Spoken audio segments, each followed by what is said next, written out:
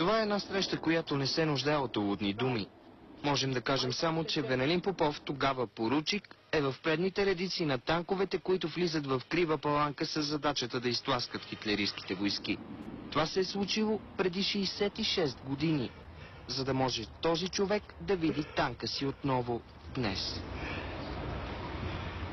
Това е моят верен другар. С него влезахме първи в Крива Паланка. В училището спасихме 18 войниците, беха обградени от немците. След това бехме пристражени.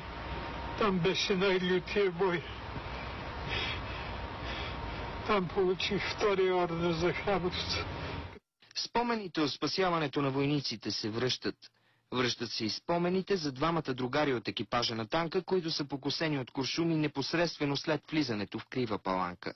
А ние бехме показани до кръста голи, нали?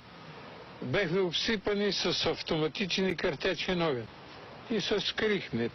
Нали? Пуснахме капачите, обаче командира поручик Драганов беше улучен в главата, но куршума така минал, че само окото му изкарал и се забил в главата на радиотелеграфиста.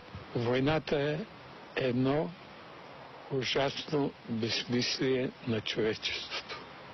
Според някои историци България е изпратила хилядите войници като Попов далеч от пределите на родината, за да смекчи условията при подписването на мирните договори и да се отдалечи от образа на съюзник на Хитлер.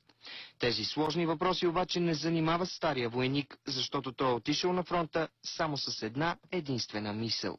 Когато се постави въпроса за защита на родината, на отечеството, това нямаше никакво значение.